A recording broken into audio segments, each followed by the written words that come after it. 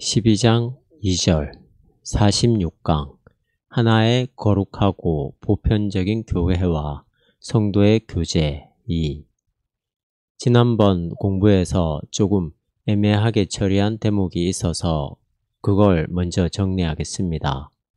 우리말 사도신경과 연관해서 나온 문제인데 교회에 대한 부분을 이렇게 진술하고 있어요.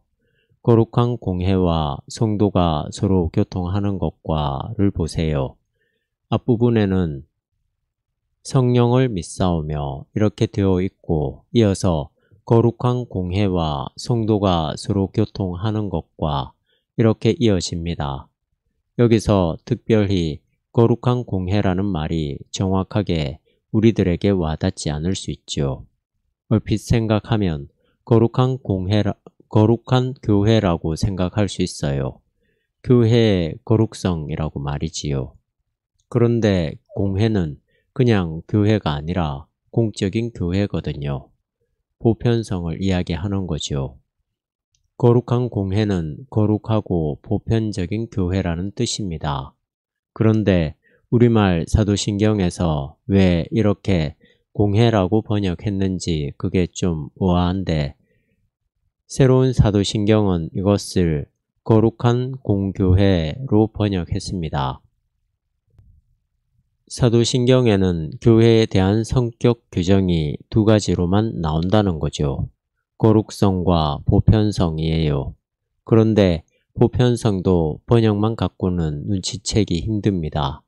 그냥 거룩성만 나온 것 같아요. 다시 정리하겠습니다. 콘스탄티노플 공의회에서 정리된 교회의 4가지 본질과 특징이 우리말 사도신경에는 2가지로만 나와 있는 거예요. 독일어 사도신경에는 3가지로 되어 있습니다. 단일성이 더 들어가요. 판넨베르크 원서에 그대로 나오거든요. 아이네, 알리게, 알게마이네, 키르헤라고 되어 있습니다. 여기에 아이네가 들어 있습니다. 이거는 부정관사로서 하나라는 뜻입니다. 하나의 거룩하고 보편적인 교회라고 하는 거죠. 그런데 우리말 번역으로 사도신경이 단일성을 빼놓은 건 실수인가요?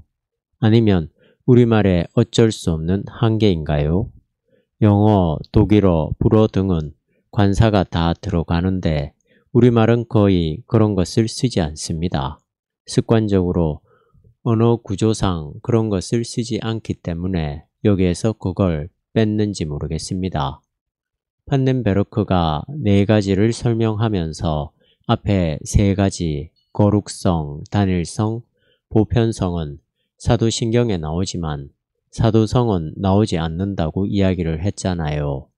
그 대목을 앞서 공부해서 마지막에 우리가 확인한 거예요. 그러니까 교회의 모든 성격, 본질 이런 것들은 다 사도적 사명과 연계되어 있다고 하는 거죠. 이 사도적 사명이 무엇인지 아시겠죠? 땅끝까지 이르러 증인이 되는 것, 단순히 교회를 확장한다고 하는 차원이 아니라 예수 그리스도의 복음, 하나님의 나라를 선포한다고 하는 거예요. 이러한 사도적 사명에서 이제 앞에 나와 있는 교회의 본질들이 실제적인 의미를 확보하게 되고 판넨베르크가 그 부분에서 강조한 것에 따르면 세계 변화와 교회 변화가 가능하다고 그리고 역동성이 가능하다고 하는 겁니다. 우리가 지난번 공부한 단락의 마지막 2 문장을 보면 이렇습니다. 이럴 경우 인류에 대한 기독교적 사명에서 세계만이 아니라 교회의 변화를 위한 일종의 역동성이 발생한다. 이처럼 교회의 정체성과 변화는 사도적 사명을 수행하는 과업과 상호 연결되어 있다. 이 문제는 로마 가톨릭 교회와 연관해서 생각할 수 있는 것들입니다. 교회가 영구적인 제도와 체제냐 아니면 변화가 가능한 역동적 공동체냐 하는 차이죠. 물론 로마 가톨릭 교회라고 해서 고립적이고 배타적인 자기 중심적인 교회관에 무조건 묶여 있다고 말할 수는 없습니다만 16세기 초 루터와 종교개혁자들에 의해서 제시된 교회의 근본적인 변화라고 하는 점에서 개신교와 크게 대립한다고 볼 수 있습니다. 교회론에서는 여전히 로마 가톨릭 교회와 개신교는 차이가 있는 거죠. 오늘 우리가 읽어가다 보면 본문에서 나올는지 모르겠지만 로마 가톨릭 교회는 여전히 교회가 사제 중심이라고 할 수 있어요. 성직자 중심이죠. 그러나 개신교는 만인 제사장직에 근거한 성도의 모임인 거예요. 여기에는 큰 차이가 있죠. 성직자 중심과 회중 중심의 특징이 있는 겁니다. 그냥 하나의 특징으로서만이 아니라 교회가 뭐냐라고 하는 점에서도 차이가 있는 것이고요. 사도적인 사명이라고 하는 점에서 교회는 자기 체제, 제도 이런 것을 역동적으로 변화시켜 나갈 수 있다고 하는 거죠. 그러한 사도적 사명을 망각하고 훼손하는 질서라고 한다면 당연히 그것은 바뀌어져야 하겠죠.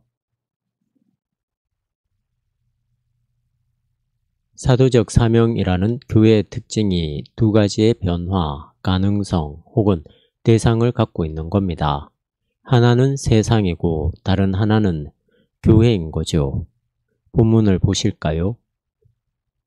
교회의 여러 속성, 즉 거룩성, 단일성, 보편성, 사도성은 그 본질에서 이미 완성되거나 상존하는 기구의 특성들이 아니라 오히려 교회가 그 안에서 자신의 본질을 현실화시키려고 노력해야 할 선교 운동의 시금석이다. 여기서 말하는 본질은 교회를 결정짓는 요소이다. 오늘날 교회의 고유한 본질은 각기의 시금석을 통해서 이미 남김없이 진술되고 있는가? 더구나 교회는 이미 거룩하고 하나이며 유니버셜하고 사도적인 사명에 따라서 자신의 운명을 적용시켜야 할 어떤 것을 전제하고 있는 게 아닐까? 이미 고대 교회 시대 때 교회 개념을 조명해야 할 사명의 필요성을 느끼고 있었다. 앞에서 나온 사도적 사명과 연관되는 내용입니다. 이 네 가지 개념은 여러분들 머릿속에 넣어두세요. 거룩성, 단일성, 보편성, 사도성이에요. 이것도 좀 순서를 지켜서 아는 게 좋겠습니다. 거룩성에 근거해서만 온 교회가 단일성을 확보할 수 있고 교회는 교회 자체로만이 아니라 세계 전체로서의 구원이라는 점에서 보편성을 갖고 있으며 그리고 개교회만이 아니라 전체 교회가 교회라는 차원에서 보편성이 있고 이 모든 것들은 다 사도적 사명에서만 의미를 갖는다 혹은 그 토대가 가능하다는 게 사도성입니다. 거룩성, 단일성, 보편성, 사도성은 이미 그 본질적으로 완전하게 끝난 특성이 아니라 교회가 자신의 본질을 그 안에서 현실화시키기를 노력해야 할 사도적 선교, 그러한 사명운동의 시금석이라고 할 수 있습니다. 우리가 교회에 관해 질문할 때는 이 네 가지 특징들을 염두에 두어야 합니다. 거룩하냐, 단일하냐, 보편적이냐, 사도적이냐 이런 겁니다. 더 나가겠습니다. 고대 교회가 이미 교회 개념을 조명해야 할 어떤 필요성을 느끼고 있었다는 말은 교회에 관한 말들이 중구난방으로 쏟아졌다는 거죠.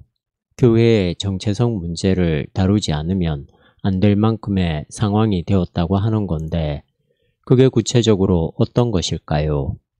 교회의 본질이 흐려진다고 하는 게 있을 수 있고 교회가 이제는 더 이상 이심전심으로 이해하고 넘어가는 정도로는 감당할 수 없을 정도로 확장되었다고 하는 이유도 있겠죠.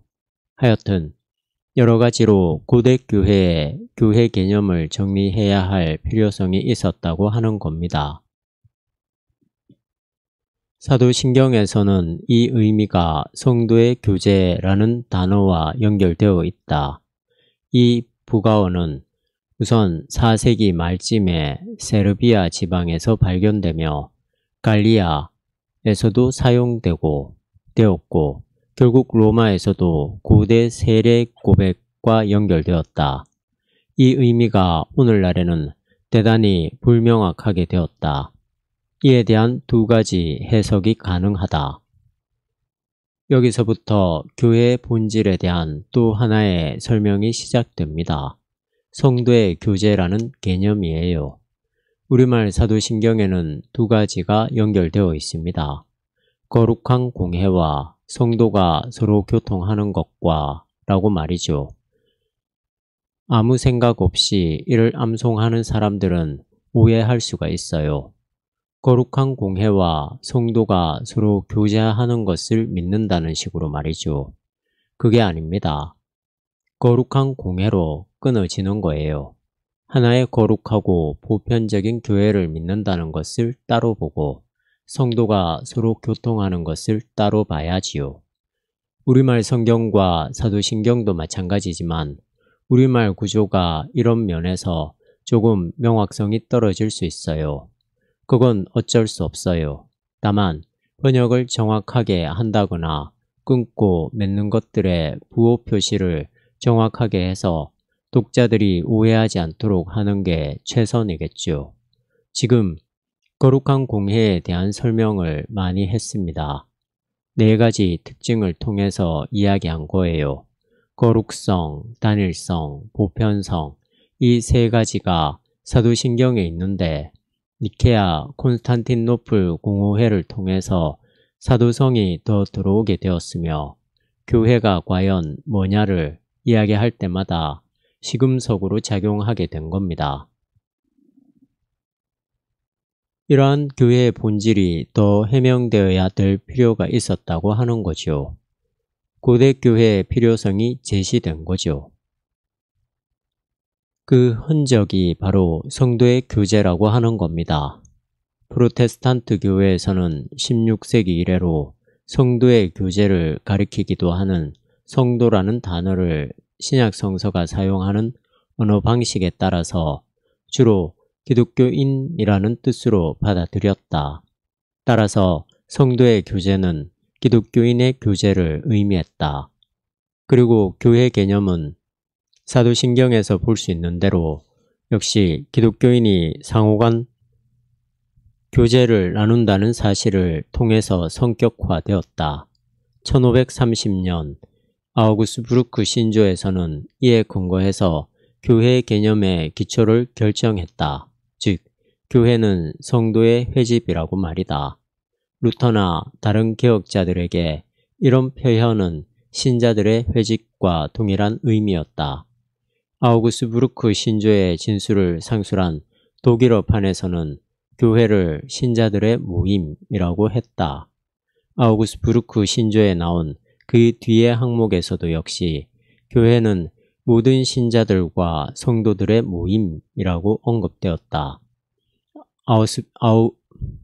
아우구스부르크 신조는 개신교가 로마 가톨릭 교회와 분리되면서 자신들의 신앙의 정체성을 정리한 신조예요. 아우구스부르크에서 모인 회의에서 결정된 신조를 가리킵니다.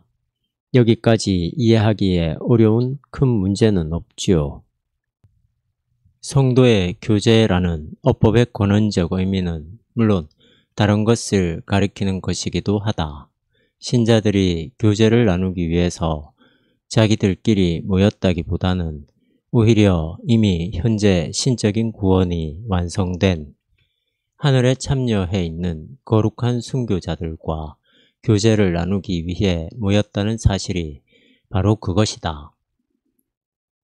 이를 통해서 모든 기독교인들도 역시 미래에 그 구원에 참여하도록 약속되어 있다. 다른 한편으로 이 표현 양식은 기독교인을 영원한 구원과 연결시켜주는 예전, 즉 상타로 이해되었다. 이는 곧 고대 교회에서 행한 예배 생활의 핵심인 성만찬을 염두에 두는 것이다. 성도라는 단어가 순교자를 뜻하기도 하고 성례전을 뜻하기도 한다는 두 해석은 근본적으로 동일한 무게로 다루어져야 한다. 성도의 교제라는 부가어는 교회를 기구로서 자리매김한다.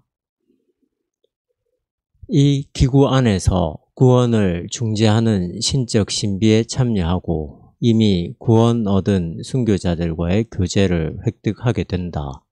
종교개혁자들이 교회를 설명하면서 표현하고 있듯이 코무니오 상토룸에 대한 궁극적이고 인격적인 의미가 모든 기독교인에게 확장되었다는 것은 바울이 말하는 신학적 특징과 신앙 고백 양식과의 연결을 통해서 모든 기독교인을 부름받은 성도라고 일컬음으로써 확대, 재생산된 신앙 고백적 구조라 하겠다.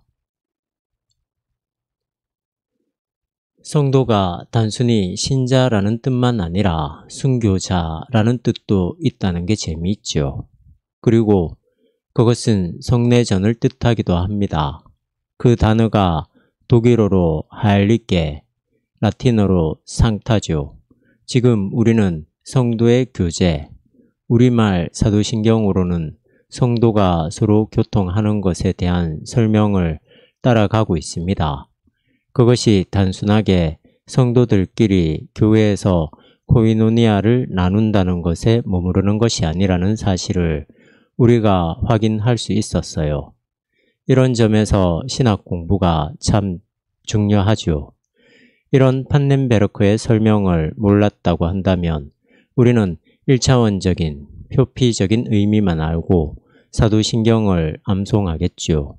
하지만 여기에는 더 큰 의미가 들어있지 않습니까?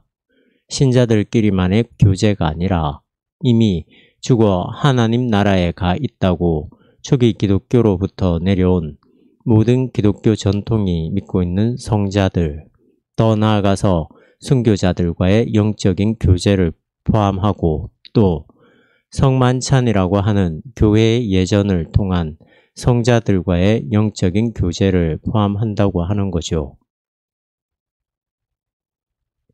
그러니까 여러분들이 사도신경을 외우면서 성도가 서로 교통하는 것과 부분에서는 늘 지금 설명한 것을 기억하시는 것이 좋습니다. 중요한 이야기죠. 사도신경뿐만 아니라 예배 전체가 다 그 순간에 드리는 그 사람들만의 제사 행위에 떨어지는 것이 아니라 2000년 기독교 역사 전체와 연결되는 거예요.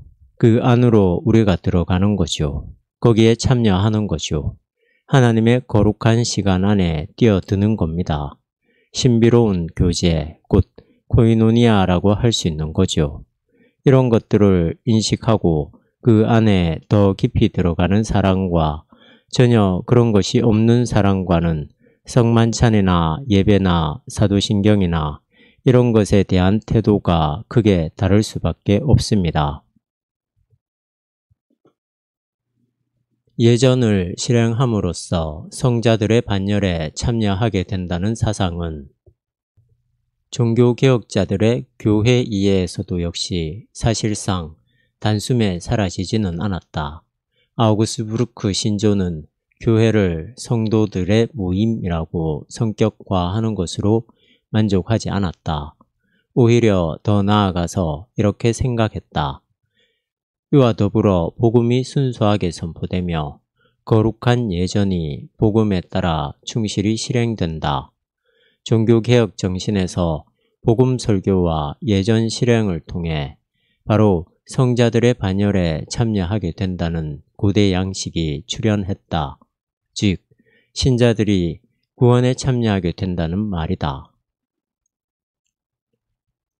우리 개신교회에서 거룩한 예전은 두 가지예요. 로마 가톨릭 교회는 7가지라는 것을 여러분들이 아실 거예요. 개신교회에서는 세례와 성만찬이에요. 이게 교회의 본질인 거죠. 로마 가톨릭 교회와는 좀 차이가 나는 거예요.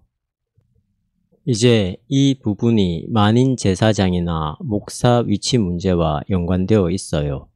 세례와 성만찬은 개신교회에서 목사에게 주어진 카리스마입니다.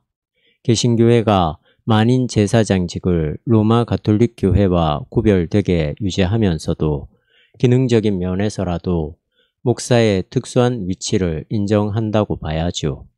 요즘의 대안적 교회에서는 이것마저 목사에게 독점되면 안 된다고 주장합니다. 설교와 거룩한 예전도 목사만을 통해서가 아니라 일반 신자들에게까지 열려야 된다고 하는 것 같아요.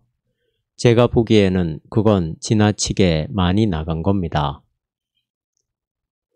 예전적 교제의 고유한 의미는 예수 그리스도에게 참여한다는 것이다. 이것은 세례와 마찬가지로 성찬식을 통해서 중재된다.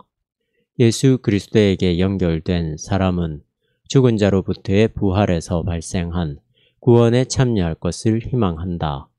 종교개혁자들의 이해에 따르면 인간을 그리스도와 교제하게 하고 그에게서 발생한 구원과 중재하는 것은 교회의 과제다. 교회는 이에 덧붙여 설교와 예전으로 섬긴다. 이런 점에서 종교개혁은 고대 교회와 일치한다. 놀랍게도 아우구스부르크 신조의 형태가 사도신경과 다른 점이 있다면 오직 설교가 예전과 더불어 혹은 그에 앞서 명쾌하게 거론된다는 것뿐이다. 여기서 분명한 바는 종교개혁교회가 특별한 방식으로 말씀의 교회로서 이해된다는 점이다. 다른 한편 고대교회의 신조에서 주목될 만한 것은 오직 예전만 언급하고 있는 대목이라 하더라도 예전의 개념이 그 당시와 중세기까지 그리고 오늘보다 훨씬 확대된 의미로 다루어졌다는 것이다. 이 경우에 분명한 교회 의식만이 핵심적으로 작용하지 않았다. 오히려 고 중세기까지 신앙의 전체 내용이 예전의 개념, 즉 신적인 신비로 요약될 수 있었다. 12세기에 후고 폰 생빅토르는 파리에서 기독교 신앙의 신비에 대해서 라는 제목으로 교회학을 출판했다. 이 책에서 교회법은 구원사적 신비의 연관으로 표현되었다. 하나님은 이 구원사적 신비를 통해서 인류의 구원을 이루신다. 성도의 교제라는 것은 신적 구원 신비와 교제하는 것을 의미한다. 이것은 예수 그리스도를 통해서 인류에게 가능한 일이 되었으며 그것의 고유한 의미가 그와의 친교를 그리고 그를 통한 하나님과의 친교를 가능하게 했다. 개신교의 신앙도 결국 고대 교회의 전통을 그대로 가지고 온다고 하는 거죠. 교회가 하는 일이 사람들을 그리스도와 교제하게 하고 구원받게 하는 일이니까요.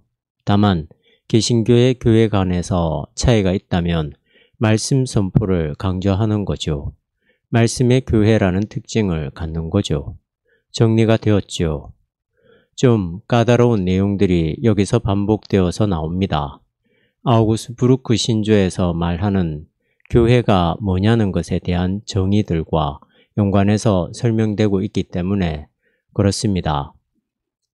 여기도 제가 보충해서 설명하지는 않겠어요. 필요하기는 한데 그래도 중요한 것은 우리가 어느 정도 짚었다고 보니까요. 지금 우리가 무엇을 따라가고 있는지만 생각해 보세요. 앞에서 교회의 4가지 특징들을 설명했습니다. 그런 것으로 사도신경이 끝나는 것이 아니라 교회의 개념을 더 보충해야 할 필요성이 있었던 거예요.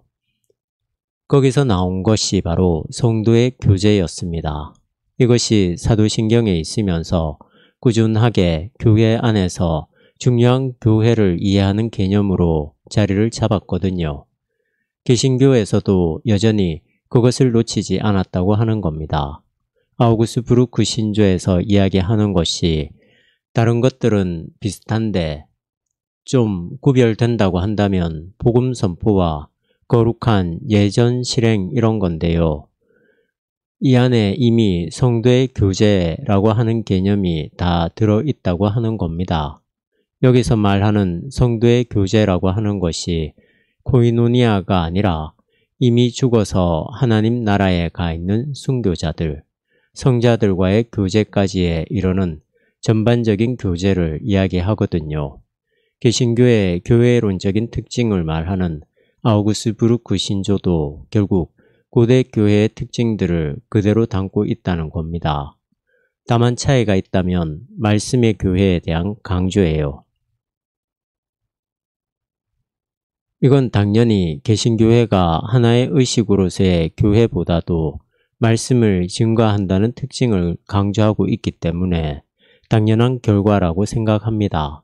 저는 그것이 오히려 앞서 판넨베르크가 지적을 했다시피 교회의 특징들도 결국은 사도적 사명에서만 의미와 토대를 갖는다고 하는 점에서 볼 때도 잘된 결정이라고 생각을 합니다. 말씀을 선포하는 것이 사도적 사명에서 굉장히 중요한 요소였잖아요. 그것이 교회의 본질 안으로 들어왔다고 하는 것은 굉장히 잘한 거죠. 어쨌든지 간에 여기서 그러한 특징을 가지면서도 개신교회가 사도신경의 전통들을 이것은 고대 교회의 신조라고 할 수 있는데 그대로 이어받았다고 하는 것, 즉 그것을 놓치지 않았다고 하는 점, 이게 중요한 겁니다. 성도의 교제라고 하는 것이 결국은 거룩한 예전을 통해서 그리스도와의 교제까지 하게 되고 그것을 통해서 하나님과의 친교까지 가능하게 하는 그러한 영적인 시각을 포함하는 거죠. 조금만 더 보겠습니다. 성도의 교제를 좀 더 설명하는 부분이에요. 성도의 교제라는 표현에 대해 우리가 지금까지 전개한 논의는 교회를 우선적으로 그리스도와의 교제로서, 즉 성교와 교회의 일을 통해서 중재되는 그리스도와의 교제로서 이해하게 한다. 이러한 교회의 일은 개개인들에게 예수 그리스도와의 교제를 보장한다. 교회가 예수 그리스도와 일치하게 하는, 그리고 그를 통해서 성취된 구원에 참여하게 하는 중재자라는 일반적인 이해는 종교개혁자들이 교회를 신자들의 모임이라고 한 특징과 연결된다. 이러한 특징은 특별히 프로테스탄트적이라 할 수 있다. 교회를 구성하는 것은 다른 그 무엇보다 주교들과 교직자들을 중심으로 한 교권주의가 아니라 모든 신자의 모임이라는 명제가 근본 의미이기 때문이다. 신자들의 만인 제사장직은 그 토대다. 물론 교권에 대한 루터의 이해에 따르면, 즉 하나님에 의해 정초된 설교권이라는 이해에 따르면 사도시대 이후로 있어 왔던 것처럼 신자들의 공동체를 회집할 필요가 있다. 이를 통해서 신앙이 발현된다. 교회의 행정은 그리스도와의 친교를 중재하는 데 필요하다. 그리고 그리스도와의 친교를 통해서 신자들은 다시 한번 상호간 친교적 관계를 이루게 된다. 그리스도와의 친교와 신자들 상호간의 친교는 불가분리의 관계로 연결되어 있다. 우리가 교회 공동체의 지체가 된다는 것은 소중한 거예요. 그것을 통해서 우리는 그리스도와의 교제에 확실하게 들어가게 되는 거죠. 개인으로서도 얼마든지 사도적인 일을 할 수 있고 예수님과 영적으로 하나가 될 수 있다고 주장할 사람들이 있을 수 있습니다. 그러나 교회는 결코 그렇지 않습니다. 혼자서 성만찬 하나요? 혼자서 자기에게 세례를 주나요? 예를 들자면 교회가 행하는 세례와 성만찬, 말씀 선포 이런 것들은 단순히 형식이 아니라 예수 그리스도와의 교제를 통해서 하나님과의 일치까지 나간다고 하는 놀라운 신학적 영성이 있는 거예요. 이런 것들은 당연히 구체적인 교회 공동체 안에서 가능한 거죠. 마지막에 읽은 대목을 다시 기억해 보십시오. 성도의 교제라고 할 때 단순히 친목 모임이나 신자들끼리의 코이노니아가 아니라 넓은 의미라고 하는 겁니다. 그리고 이건 단순한 친교가 아니라고 하는 거예요. 같이 놀러가고 대화하고 경조사 챙기는 일, 이런 것들이 무의미한 것은 아니지만 그런 차원이 아닙니다. 참된 친교라고 하는 것은 성만찬을 통해서 주어지는 거니까요. 그리스도와의 일치에 우리가 다 각기 참여함으로써 결국은 신자들끼리의 일치도 가능하게 되는 거예요. 그런 차원을 늘 놓치지 말아야 되는 겁니다. 그리스도와의 친교와 신자들 상호 간의 친교는 서로 불가분리의 관계로 연결되어 있고 성만찬적인 공동체 안에서 우리는 다 연결되어 있습니다. 여기서 강조되는 에클레시아